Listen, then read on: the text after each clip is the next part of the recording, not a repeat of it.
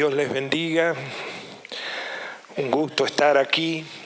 Y en realidad esta mañana estaba hablando con mi esposa, que ayer se me complicó un poco para poder llamarla, y manda saludos. Dice, ¿te acordás vos de dar saludos? Sí, a veces me olvido, pero así que bueno, está con bastante ansiedad, a pesar de que yo le digo, mirá que la ansiedad es pecado, pero por salir.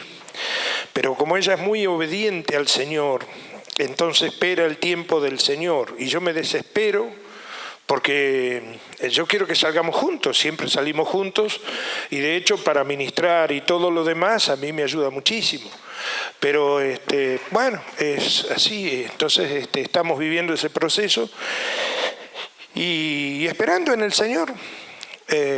Tendrá algún propósito seguramente, y bueno, y así estamos trabajando.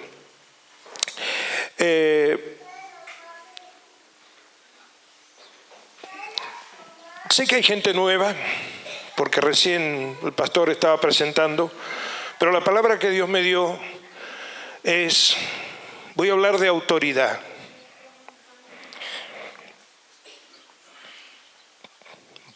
Vamos a abrir nuestras Biblias en Juan 1, verso 12. Y después vamos a ir a Gálatas 4, verso 6.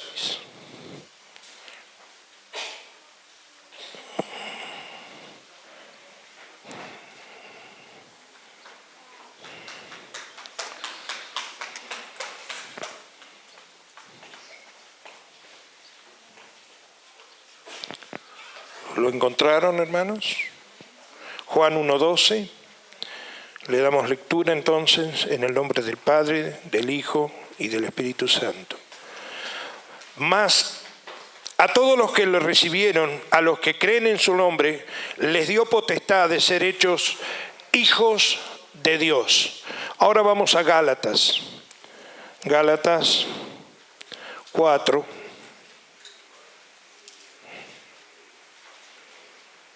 Gálatas 4, el verso 6. Y dice, y por cuanto sois hijo, Dios envió a vuestros corazones el espíritu de su Hijo, el cual clama, Abba Padre. Así que ya no eres esclavo, sino hijo. Y si hijo, también heredero de Dios por medio de Cristo.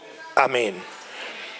Entonces quiero mostrar la autoridad que el Señor nos ha dado. Dios lo que hace es entregarnos autoridad. Somos representantes legales del reino, no solamente porque somos hijos, sino por causa de la autoridad que el Señor nos ha entregado. Y como somos hijos legales, la palabra potestad en Juan 1:12 y herederos en Gálatas 4 tiene que ver justamente con ese documento legal.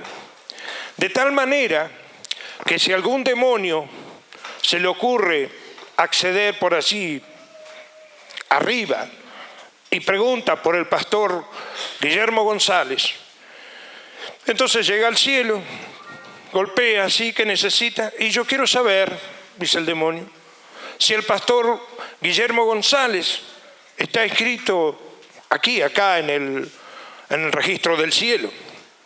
Van a buscar y dicen, sí, está escrito. Él es un ciudadano legal del reino del cielo. Él es un representante acreditado por el Padre para representarlo a Él en la tierra. Y obviamente eso también se aplica a usted, no solamente al pastor. Entonces nuestro Dios nos entregó autoridad. Y cuando Dios entrega autoridad, tiene que ver con acción, tiene que ver con movimiento. Dios no le da autoridad a alguien para que no haga nada. Dios entrega autoridad justamente para hacer algo. Entonces, cuando nuestro Dios transfiere esa autoridad Esa autoridad ya viene con su carácter, con su esencia, con su sustancia. Cuando Él dice, yo te autorizo, esa sustancia va ahí. Entonces, esa palabra que Él te suelta, te liga y vas a quedar ligado a Él por su palabra. Y eso implica que donde vayas, el Señor va a ir contigo.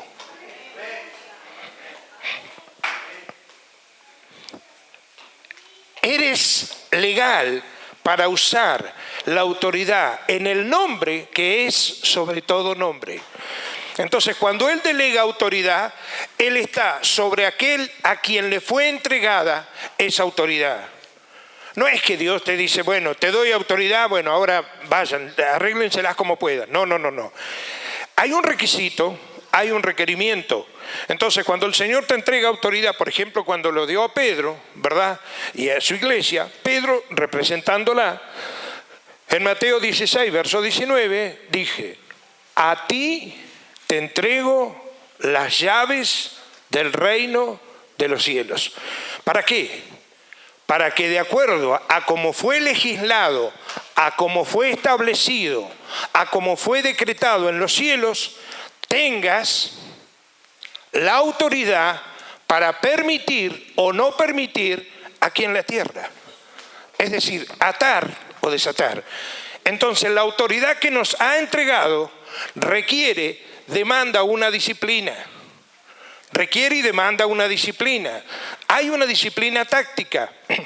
Y es que yo voy a ejercer esa autoridad de acuerdo y en acuerdo a lo que el cielo ya ha legislado, a lo que ya ha decretado y a lo que ya ha establecido. ¿Me sigue? Si no, empiezo de nuevo. Bueno, así.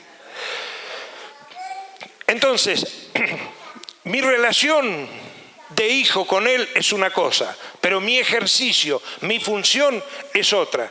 Entonces, para ejercer la función, ¿verdad?, de establecer el reino, lo debo hacer, pero a la manera de Dios. Y para hacerlo a la manera de Dios, yo tengo que oír dirección.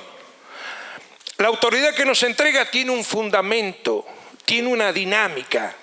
Primero, autoridad tiene que ver con posición.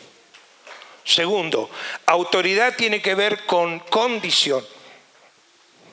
Y tercero, autoridad tiene que ver con asignación. Tu posición está legalizada, autorizada por tu condición para poder desarrollar una función, es decir, lo que Dios tiene para tu vida. De nuevo, tu posición es legalizada por tu condición para desarrollar una función. La Escritura dice que Él nos sentó juntamente con Él en los lugares celestiales, ¿sí o no? Amén. Nos dio una silla de autoridad, nos dio una posición. Entonces, desde ahí nosotros legislamos, desde ahí establecemos, desde ahí decretamos. Entonces, desde ahí, desde esa silla de autoridad, yo no pido que las cosas sucedan. Yo ordeno que las cosas sucedan. ¿Me está entendiendo? De acuerdo con el Padre, de acuerdo con el Hijo y de acuerdo con el Espíritu de Dios. Es decir, yo oigo y ejecuto. Por el poder de la palabra fueron creadas todas las cosas y por el poder de la palabra subsisten. Quiere decir que siguen siendo legisladas. Entonces la palabra va a llegar siempre primero que usted. Dios suelta una palabra para tu vida y va a llegar siempre primero que usted. Y asegúrese que la palabra llegue primero que usted, porque si no, no es una palabra de Dios, ¿verdad? Entonces, la palabra va a direccionar tu vida. Entonces, cuando esa palabra llega primero al punto de definición, al punto de convergencia, cuando los tiempos de Dios se cumplen, si la palabra fue primero, ya allanó el camino. Entonces, no importa cuán difícil se pongan las cosas, usted sabe que va a llegar ahí, aunque tenga luchas, aunque tenga circunstancias difíciles. Pero usted sabe que va a llegar ahí, porque ahí se basa el principio de la fe. Por eso fe es diseño. Fe es diseño y toda palabra revelada te va a generar fe. Y la fe se fundamenta en lo que Dios ha dicho. Entonces, si Dios lo dijo, la palabra recorrió el tiempo y llegó allá adelante al tiempo de convergencia, de concordancia, donde aquello se va a cumplir. Entonces la palabra trazó un camino.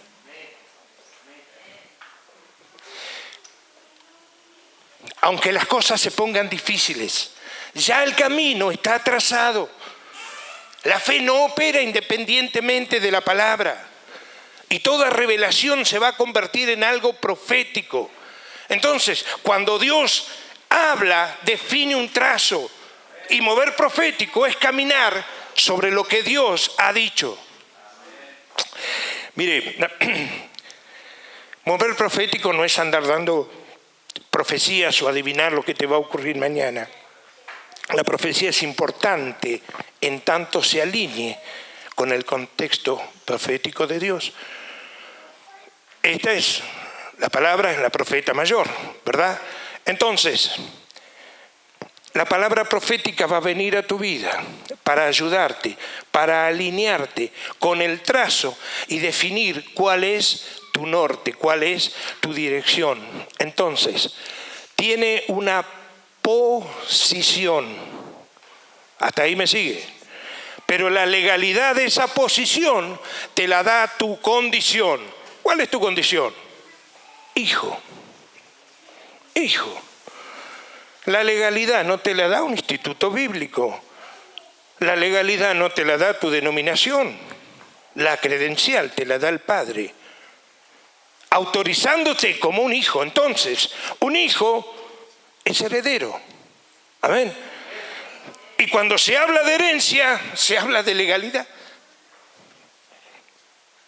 Entonces, tu condición valida tu posición. Y cuando usted habla de acuerdo al cielo, algo va a suceder. Algo tiene que suceder, porque hay un poder en el decreto. Dios le dijo a Adán, cultiva la tierra. ¿Cómo? Recuerde que no había arado, la semilla, pues, eso vino después de la caída. Entonces, ¿cómo cultivaba Adán la tierra? De la misma manera que el Padre lo hacía, con el poder de la palabra. Entonces, dile a la tierra que produzca. Dile a la tierra que produzca. Dile a la tierra que produzca y la tierra va a producir.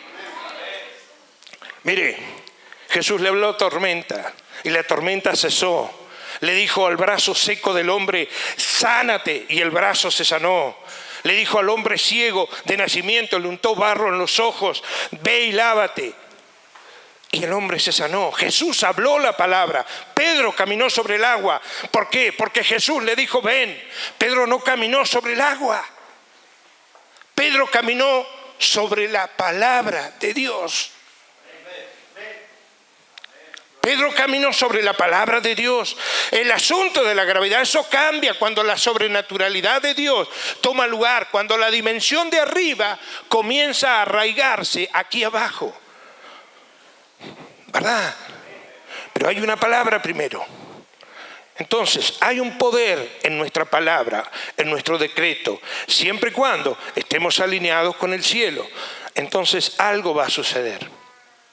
Desde tu posición, validada por tu condición, usted va a ejercer el decreto porque tiene autoridad para poder, sí, desarrollar la función de lo que Dios ha puesto en tu vida, ministerio o lo que fuere. Cuando Satanás cayó, ¿qué fue lo que Dios hizo? Le quitó la autoridad, es decir, perdió su posición, porque con su acción anuló su condición. Se salió del marco jurídico de Dios, dejó de estar a la derecha, por tanto, se volvió ilegítimo y todo su accionar ilegal. Satanás no tiene derechos legales. No importa lo que usted haga, no le va a dar derecho legal jamás a Satanás. La única forma que él pueda tener derecho legal es que el Padre Eterno le restituya la autoridad que él ya le retiró. Y eso no va a suceder.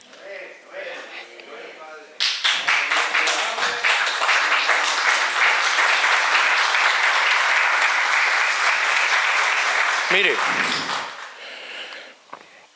ahora sí, Satanás se aprovecha de los espacios vacíos de autoridad legítima. Cuando yo no hago lo que tengo que hacer, él toma lugar. Cuando el padre no corrige al hijo, deja un espacio vacío y la rebelión se mete, ¿verdad? Pero cuando nosotros ejercemos nuestra autoridad, removemos al enemigo de ese espacio vacío. Entonces, cuando usted llega, ya no es un espacio vacío.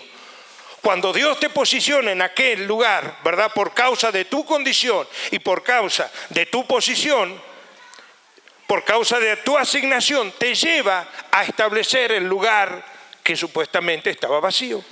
Entonces, ese espacio deja de ser un espacio vacío y se convierte en un lugar ocupado. No, lo que pasa, pastor, es que el hermanito vio, cayó en pecado. Le dio derecho legal al enemigo. ¿Cuál derecho legal? No, es que abrió una puerta. Puerta significa tribunal. Puerta significa tribunal. Entonces, ¿cómo es eso que abrió una puerta al diablo? A ver, lo que usted quiere decir es que con su accionar, usted le permitió al enemigo tomar el espacio vacío y estableció un estrado, un tribunal. ¿Para qué? Para ejercer juicio sobre usted, para estorbar tu función, hacerte dudar de tu condición de hijo y bloquear tu posición. Pero si nosotros recorremos nuestra ciudad, las ciudades, nos vamos a dar cuenta que hay mucho espacio vacío de autoridad legítima, esperando que nosotros tomemos el lugar. Por ejemplo, una universidad está llena de demonios. Entonces no se puede ir a la universidad. Sí, ¿cómo no? Por supuesto. Pero quiero decir con esto que el culto obedece a una ideología. Es la ideología la que alimenta el culto o el rito. Sin la ideología eso no tiene fuerza, obviamente. Entonces, ¿por qué? Porque el mayor templo que Satanás busca es el de la mente, haciendo que el corazón se incline y se convierta en su altar. Ahora, mire lo que hizo el Señor. Qué rica agua. Vino blanco, qué bueno. Mentira. Mire lo que hizo el Señor. Voy a hablar de la posición, porque quiero que entienda que la batalla espiritual es una batalla de estrados, de tribunales, es una lucha de legalidades. Satanás, padre de mentiras, te quiere hacer creer que él es legal y usted es el ilegal. En los juegos de carta, por ejemplo, si alguno ha jugado alguna vez, por ejemplo el póker, hay un término, ¿verdad?, que es cara de póker. Poker face. Si alguno... nadie dice nada. Sí. Entonces, ¿qué pasa? Poker face, cara de póker. Es decir, yo le voy a hacer creer al otro que tengo buenas cartas cuando en realidad no tengo nada. Entonces levanto las cartas, no tengo nada. Eso es lo que hace Satanás. Vive con cara de póker, haciéndote creer que tiene razón y no tiene nada. Pero la falta de conocimientos, la falta de fundamento a veces nos sacude y en lo cotidiano nos perdemos. Entonces, para el lugar el que el Señor nos dio, Él nos dio esa posición. Efesios 2:6 dice, y asimismo nos hizo sentar en los lugares celestiales con Cristo Jesús. ¿Tienen 2 sillas, por favor? ¿Me pueden pasar 2 sillitas acá? Ahí está, ahí nomás. Ahí está, gracias. Voy a solicitar a algunos hermanos, amigos, que me ayuden. Y ya saben quiénes son, Horacio y Mariela. La palabra que se usa en el griego, aquí, de este lado, ahí. Sí. ¿Qué tal se ve la iglesia de ahí? Está bueno. Mirá, esto te va a gustar, vas a ver. Esperá. Vas a ver. Efesios 6. Entonces dice que la palabra en el griego para decir juntamente con él es sunkatizo. Sunkatizo es una palabra compuesta. Sun es una proposición que significa al lado de, junto con o por medio de. Y catizo tiene 3 significados. El primero es darle una silla, obviamente una silla de autoridad, y en un juzgado, ¿quién es el que se sienta en la silla? El juez, muy bien. Otorgarle, número 2, un rango a alguien. Entonces, nos dan una silla y nos entregan un rango. Y número 3, llamarlos jueces. Entonces, Él nos sentó en los lugares celestiales, es decir, nos dio una silla de autoridad, por eso nos dio un rango y nos nombró jueces. Acabo de mostrarle por la palabra que usted es un juez. ¿Qué hace el juez? Legisla, establece, dicta, decreta, interpreta la ley y según el caso la aplica, ¿sí o no? Amén. Entonces, ¿con qué derecho romano? La Biblia, el código jurídico de Dios, ahí está la jurisprudencia divina, ¿verdad? Entonces, Él nos sentó y nos dio autoridad de jueces. ¿Para qué? ¿Para juzgar a nuestro hermano? No, para juzgar los poderes de las tinieblas. Entonces, nuestro Padre, como juez, delega sobre nosotros una autoridad y nos posiciona para poder ejercerla. A ver, nos posiciona porque nos dio una condición. Entonces, por la legalidad de la condición, somos hijos de Dios. Ejercemos una posición, es decir, la autoridad. ¿A través de qué? De una asignación, la tarea.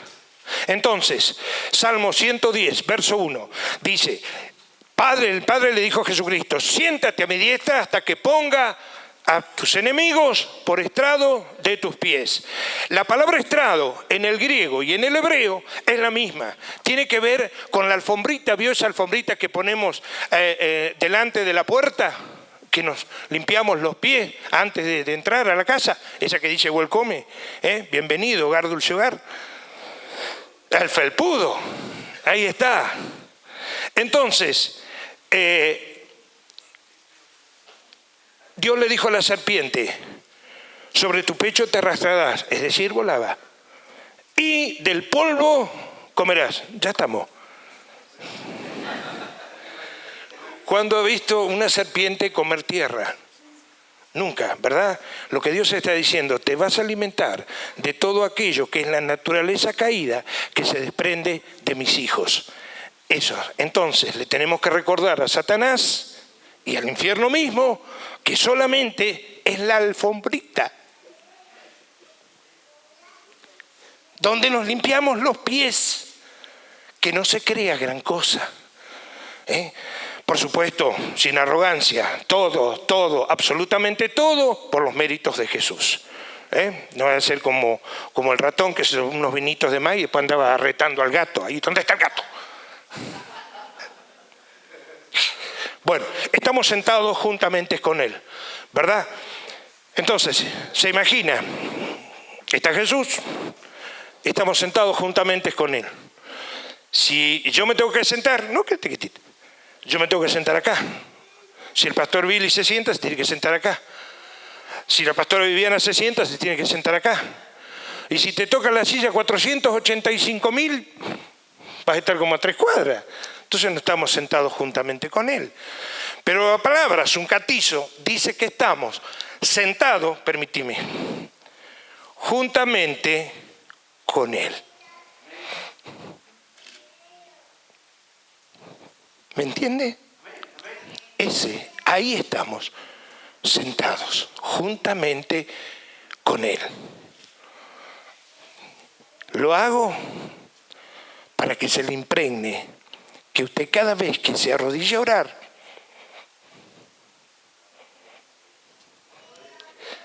ese es el lugar que ocupa. Al lado del Padre y con el Espíritu Santo. Cada vez que ore, recuerde dónde está sentado. Gracias, chicos.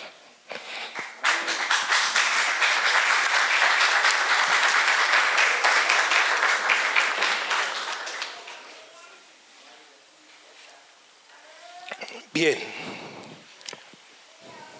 Usted sabe que uno de los enemigos más fuertes en nosotros es nuestra orfandad. La orfandad es la naturaleza de la naturaleza caída. Y la orfandad es un sentimiento, no es una condición, es una sensación. La orfandad es no me siento parte de, o me siento rechazado por, o no me siento aceptado, porque queremos ser el centro del universo. Pero si naciste de nuevo, esa es tu condición real y esa no la cambia nadie. Si naciste de nuevo, eso no tiene vuelta atrás. Claro que hay hijos del reino, pero también hay hijos de la religión. Los que se van para el mundo son los hijos de la religión. Los hijos del reino no tenemos al mundo como una opción. Los hijos del reino viven situaciones difíciles, pero las lloran delante de Dios. Cuando los hijos de la religión tienen crisis, piensan en los ajos, en las cebollas. En Egipto, su refugio no es Dios. Los hijos del reino, cuando nos fallan las personas, seguimos adelante porque Dios no nos falló. No asociamos, me falló la persona, me falló Dios. No, Dios me va a dar la oportunidad porque Dios sigue ahí. Y justamente si Él va a redimir todo lo que yo pueda tener adelante, entonces los hijos de la religión, le falta el hombre y se murieron. Los hijos de la religión levantan iglesias, levantan ministerio y cuando el hombre cae, se derriba todo. ¿Por qué? Porque no hay un legado, no hay una paternidad, pero los hijos del reino, cuando levantamos algo, cuando se construye con nuestros hijos. Y cuando nosotros no estamos, va a haber 30, 40, 100, 1000 que van a seguir haciendo, van a continuar.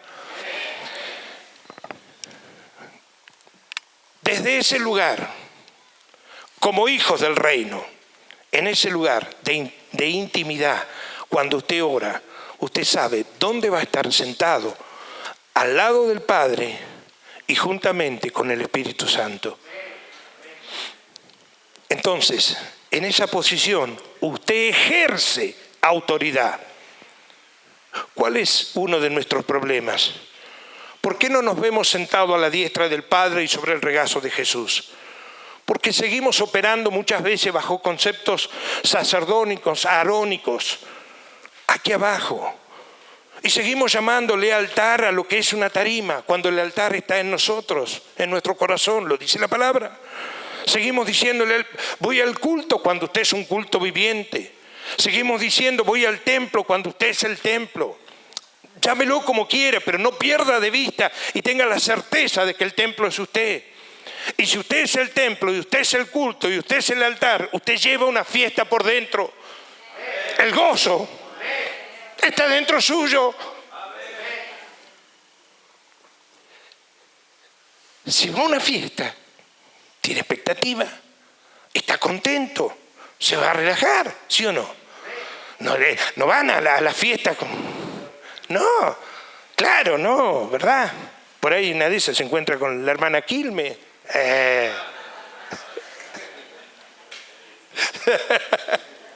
Bueno, entonces, desde acá del reino se ve todo distinto. Se ve todo distinto, todo diferente. Cuando Melquisedec bendice a Abraham, ¿qué le dice? Bendito el Dios del cielo, creador del universo, y bendito el Dios del cielo que entregó a tus enemigos en tu mano. El sacerdocio arónico, todo era ministrar a Dios por la culpa, por el pecado, sangre por acá, sangre por allá, sacrificio por aquí, sacrificio por allá, un atrio que apestaba, olor a carne quemada. La gente entraba con culpa y salía con más culpa todavía. Animales por doquier, 24 horas de sacrificio, él humeando. ¿Para qué? Para que la misericordia de Dios cubriera, acompañara a ese pueblo, un pueblo que nunca pudo disfrutar a Dios. Siempre estuvo mirando de abajo hacia arriba para ver en qué momento los cielos se abrían y la Shekinah se posaba sobre el lugar santo. Entonces decían: ¡oh, todavía está Dios con nosotros! Pero esto cambió. Jesucristo murió, el Cordero inmolado, una vez y para siempre. Y su sangre ya es suficiente. No tenemos que andar mirando hacia arriba para implorar las misericordias de Dios. Él es Jesucristo, es la misericordia de Dios encarnada. Y nos sentó en lugares de autoridad. ¿Me está entendiendo? Entonces, bajo la representación del sacerdocio de Melquisedec, hay un nuevo orden sacerdotal. Abraham le llevó los diezmos a Melquisedec en su mano. Era la costumbre hebrea que se honraba al padre con los diezmos y se los entregó en la mano. Por eso yo le entrego los diezmos a mi padre espiritual en su mano.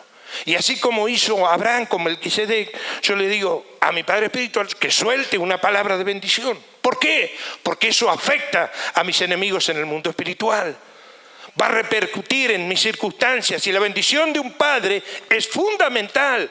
Por eso el pueblo hebreo tenía bendiciones de todo tipo. Hay un poder en la bendición. Me estoy yendo del tema, vamos a volver al... Pero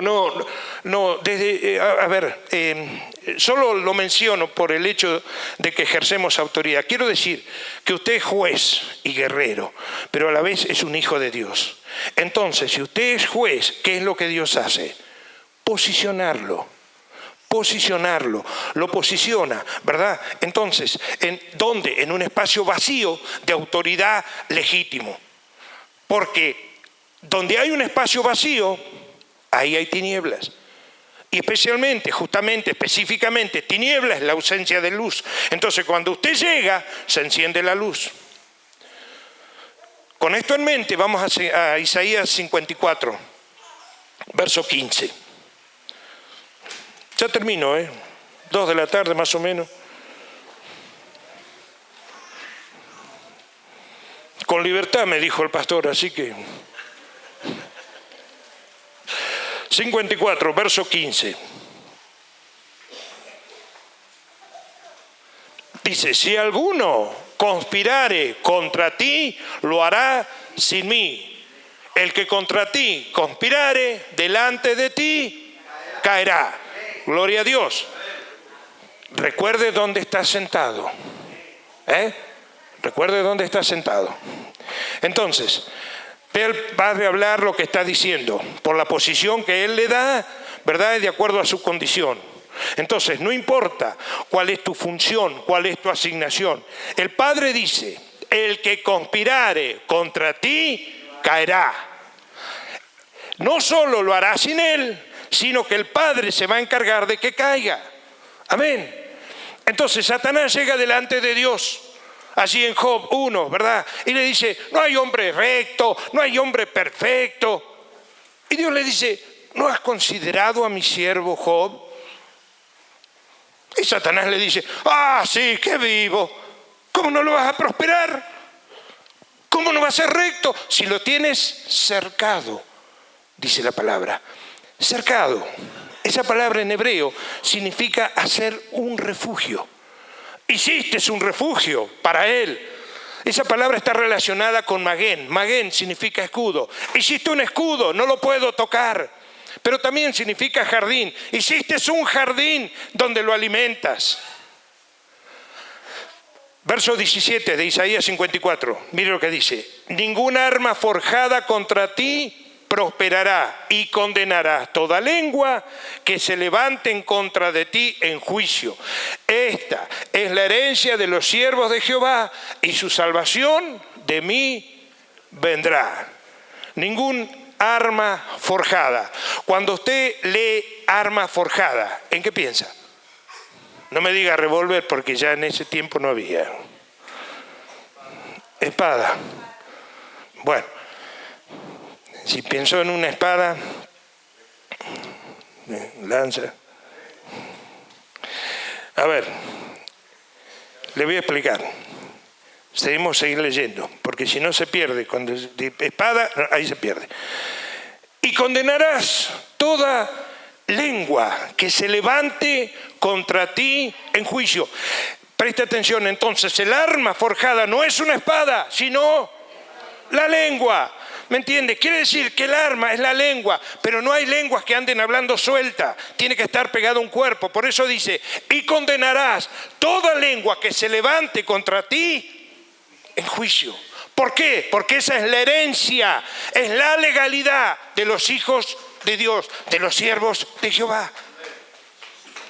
Cuando termina el concepto de la legalidad, todo lo anterior está dentro de un marco jurídico. El hebreo original dice, cuando habla de arma, recuerda que tiene que ver con lengua, ¿verdad? Y con juicio. Entonces dice así, más o menos, parafraseo, en el hebreo original. Un arma es una estrategia que ejerce un tribunal fuera del marco jurídico de Dios, asentado sobre un lugar en tu contra. Lengua que legisle estando fuera del derecho divino, el tal no prosperará. ¿Me va siguiendo? Entonces, Jesús le dice allí a Mateo, en Mateo 16, verso 18, le dice, Pedro, sobre esta roca edificaré mi iglesia y las puertas del Hades no prevalecerán contra ella. La palabra roca tiene que ver con Jesucristo, ¿verdad? Pero también tiene que ver con el concepto de familia. Quiere decir que la iglesia se edifica sobre el fundamento de Jesucristo, claro, pero bajo la dinámica de una familia. Entonces, dice, sobre la roca edificaré mi iglesia y las puertas del Hades no prevalecerán contra ella. Puertas, plural.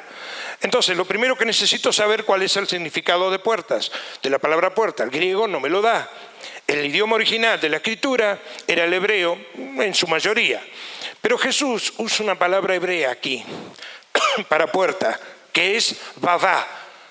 Bavá. No solamente es lugar de entrada y salida, sino también tribunal. Tribunal.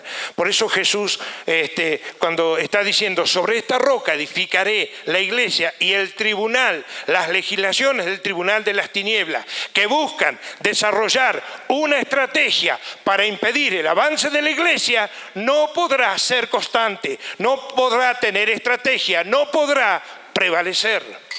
Entonces, Pablo dice que nuestra lucha, ¿verdad?, es contra principados y contra potestades. La palabra príncipe en el griego es arche. Arche es donde viene nuestra palabra arquetipo y de ahí sale arquitecto.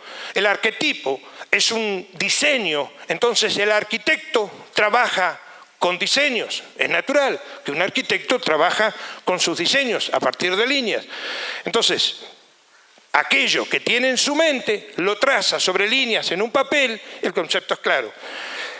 Pablo nos está diciendo que los príncipes territoriales, los espíritus de alto rango, asentados en diferentes lugares sobre la tierra, que se la han dividido en parcelas, esos príncipes, como el príncipe de Persia, ¿verdad?, que están así en Daniel, son como arquitectos que trazan diseños a partir de líneas de pensamientos.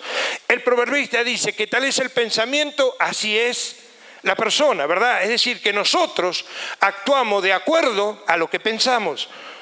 Por eso decía yo en alguna oportunidad que somos más argentinos que ciudadanos del reino. Babilonia tiene una ideología y los trabajos de los príncipes es asentar una puerta. Es decir, legislar, trazar diseños sobre personas para generar un estilo de vida contrario, antagónico a lo que la palabra de Dios dice. Entonces la cultura nace de una ideología y la vida, tu vida, se rige por pensamientos. Quiere decir que nuestro accionar va a depender de lo que está en nuestra cabeza. Y como Satanás conoce el principio y lo ha hecho, y lo conoce desde el principio, y lo ha trabajado por centurias, porque él mismo definió una ideología contraria a Dios, y él sabe y lo tiene claro que la adoración es el sistema de pensamiento de Dios. Él la creó para él y justamente lo buscó para él. Él fue ángel por ángel para venderle la idea, y cuando estaba en el desierto, ¿verdad?, con Jesucristo, se lo lleva al monte y le dice: te voy a entregar todos los reinos de la tierra si postrado me adorares, ¿verdad? Imagínense, la palabra adorar siempre la tomamos como cantar. Vamos a adorar. Ya ponemos. No. Adorar no es cantar. Muchas veces seguimos empleando mal la traducción, ¿verdad? Los conceptos definen mapas mentales. Entonces yo digo adoración es igual a cantar. No, adoración es el sistema de pensamiento de Dios. Lo que Satanás dice: te entrego todo esto si abrazás mi ideología, si haces de tu pensamiento mi pensamiento, y si tú te mueves en mi estrategia, entonces yo te voy a dar todos los reinos de la tierra sin que tengas que morir en el madero. Entonces la función de los principados es influir sobre la mentalidad de las personas para crear un estilo de vida, para crear una cultura. Y nosotros, la iglesia, seguimos con el énfasis o el sobreénfasis en el culto y pretendemos derrocar una cultura cantando. Por favor, entienda, la alabanza es poderosa, De allá para acá está Samuel, están los chicos, así que Cecilia. No, la alabanza es poderosa, no estoy en contra de la alabanza. Pero quiero hacerte una pregunta: ¿qué es mayor, la unción o la cultura? Bueno, claro que no, porque con toda la unción que hemos caminado, no hemos podido cambiar la cultura de afuera. ¿Entienden? Entonces, el énfasis ha sido el culto. Y no digo que está mal el culto, ¿verdad? Pero ¿contra qué se enfrenta la iglesia? Contra un tribunal que legisla sobre personas a través de un código jurídico, a partir de una ideología babilónica que define sobre los pueblos un estilo de vida, que genera una atmósfera y un ambiente que afecta a las personas, pero también afecta al territorio, que no es de él, es del Señor. Entonces, el territorio donde el reino de Dios se está estableciendo, donde lo invisible se debe hacer visible a partir de nosotros. Entonces Dios te sienta en un lugar de autoridad y te da la autoridad de gobierno. ¿Para qué? Para enfrentar ese tribunal. Mire, yo creo en tomar las puertas de la ciudad. Yo creo que Salta es la puerta del norte. Pero también creo y entiendo y sé que cuando hablamos de la dinámica del enemigo, la puerta tiene que ver con un estrado que estableció Satanás en el norte para legislar un estilo de vida o un sobreestilo de vida de los habitantes de esta hermosa tierra. Entonces, Isaías 54 dice, en otras palabras: ningún tribunal asentado en la puerta que es ilegal, que ejerza sus legislaciones sobre ti, podrá prevalecer, porque ese es tu derecho legal.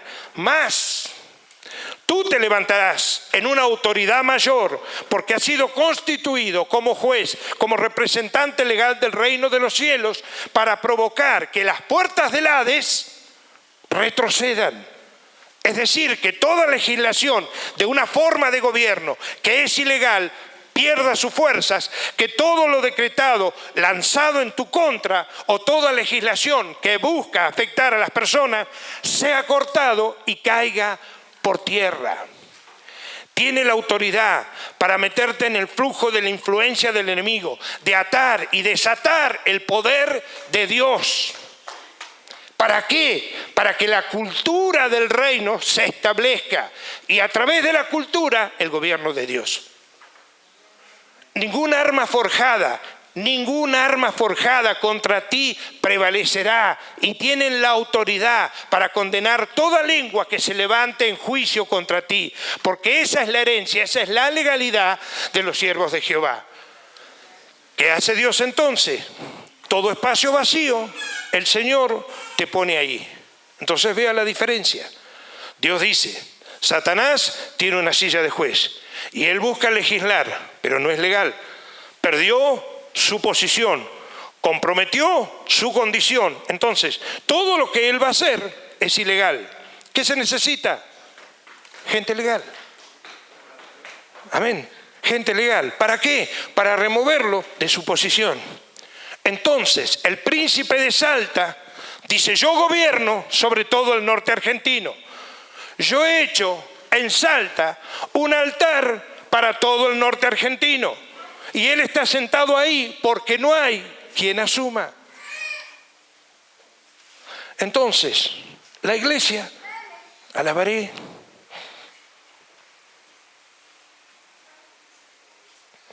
¿Me está entendiendo? Alabaré, alabaré, alabaré. Ningún arma forjada no es espada. Ningún arma forjada. Entonces, Dios, que nos tiene paciencia y que tiene tiempos y sazones, determina que llegó el tiempo para Salta. Llegó el tiempo para Salta. Empieza a buscar locos. Empieza a buscar locos, empieza a buscar locos desatados, porque las cosas de Dios son locura para el mundo. Entonces, las locuras de Dios confunden a Satanás. La gente loca confunde a Satanás. ¿Y qué hace Dios? Empieza a trabajar con la verdad revelada. Empieza a trabajar con la verdad presente. La verdad presente comienza a quebrar paradigmas, empieza a romper modelos, estructuras, ritos, tradiciones, y empieza a alejarnos de esa estructura religiosa. Nos empieza a dar claridad. Empezamos a entender que somos gente con destino. Empezamos a entender que Dios tiene un plan, que Dios tiene un propósito. No solamente con la iglesia, sino también con usted. Pero que el reino se establece íntegramente y está descendiendo y está tomando lugar. Que el reino de Dios tiene que ver con una dimensión. La dimensión tiene que ver con una frecuencia. Entonces, si empezamos a sintonizarnos como en la alabanza, ¿verdad? Con la frecuencia divina, el cielo se abre.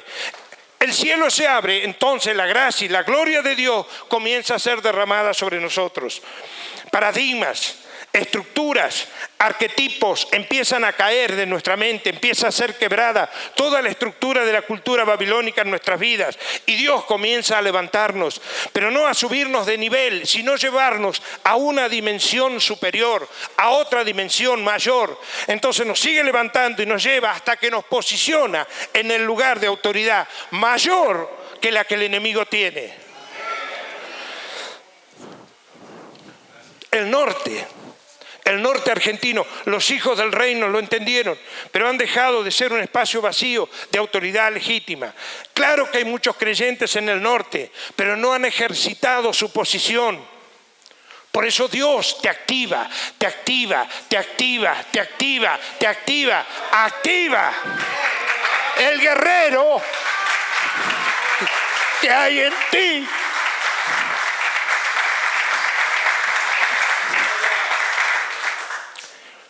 Te da la revelación que trae conciencia de lo que eres y de la posición que tienes en Él, para legislar sobre todo trono de autoridad y decirle: ¡hey!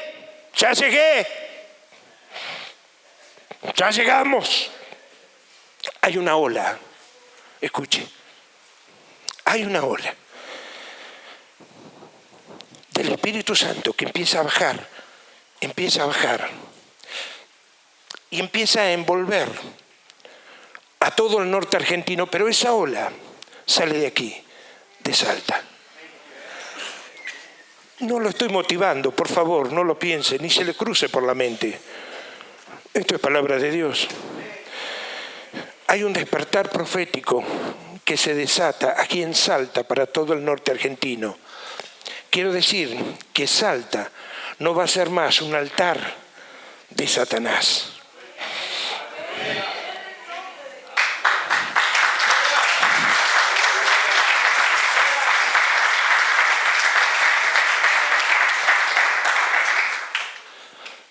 Sino que va a ser una escuela de entrenamiento para los mayores guerreros que Argentina haya tenido.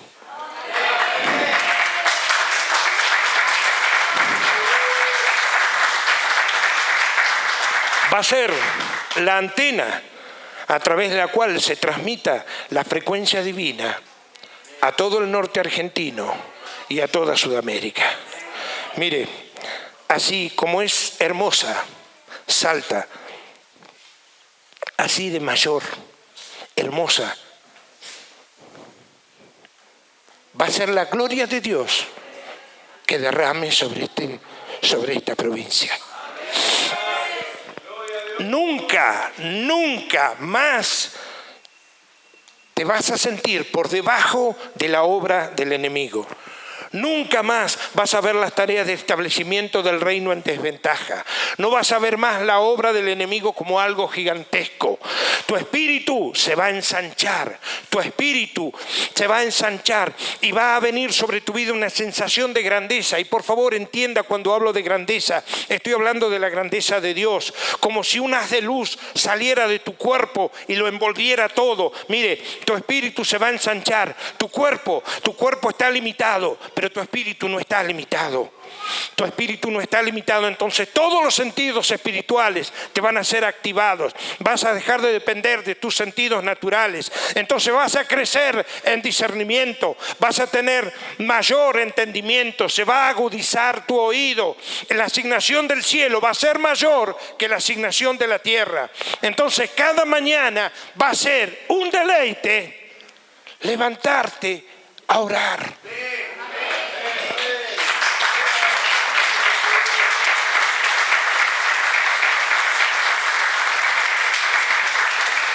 Hoy es un peso, hoy es una carga, va a ser un deleite, porque va a estar bajo la convicción del trabajo que estás haciendo para el reino de Dios.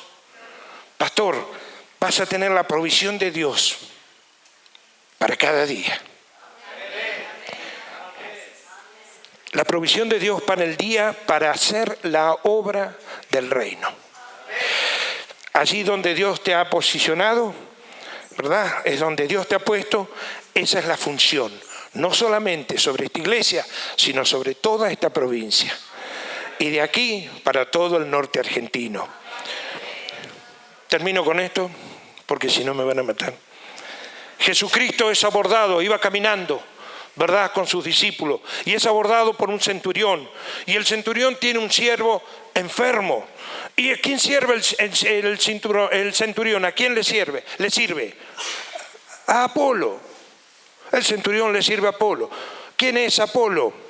Apolo es un destructor, ¿verdad? ¿Quién es el destructor? Abadón, el guardián de las puertas del Hades, el guardián del inframundo. Apolo es el señor de Roma, ¿verdad? Y de todos los territorios de Roma. Entonces toda batalla era consagrada a él y toda victoria era rendida a él. El centurión tiene autoridad sobre 100. No era cualquier, no digo pelado porque si llega a ver un pelado se va a enojar. No era cualquier hijo de vecino, ¿verdad? Su criado se enferma, sí. Entonces cualquier romano, si se le enferma el criado, ¿qué hace? Y lo desecha y trae a otro, ¿verdad? Pero este no. Entonces va a verlo a Jesús, no va a ver a Apolo. Y le dice: Señor, mi criado está enfermo. ¿Podría sanarlo? Señor, mi criado está enfermo. ¿Podría sanarlo? Y este hombre tenía fe. Ese hombre sabía quién era Jesucristo. Sabía que él lo podía sanar. Entonces cuando lo ve le dice: Jesús, Sí, por supuesto. Dime dónde vives, dónde está tu criado para ir. Y el centurión le dice: Señor, con todo respeto, yo soy un hombre sujeto a autoridad. Y si a mí me dicen vaya, yo voy. Pero también tengo gente sujeta a mi autoridad. Y si yo les digo ven, ellos van.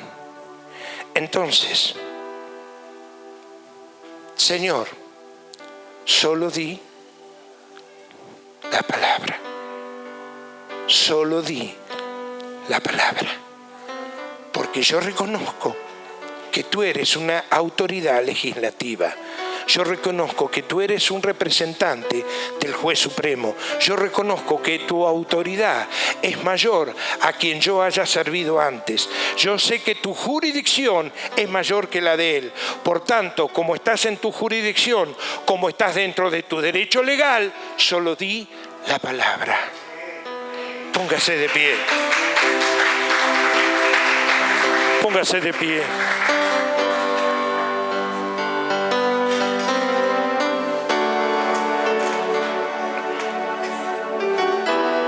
Cierre sus ojos, por favor.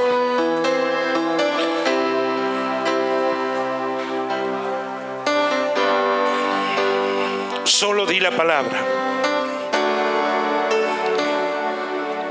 Si hay problemas en tu hogar, solo di la palabra. Si hay problemas en tu matrimonio, solo di la palabra. Si hay problemas con tus hijos, solo di la palabra. Si estás enfermo, solo di la palabra. Dios te ha sentado en lugares de privilegio. Solo di la palabra. ¿Cómo está tu ministerio? Solo di la palabra. ¿Qué es lo que te frena? La depresión.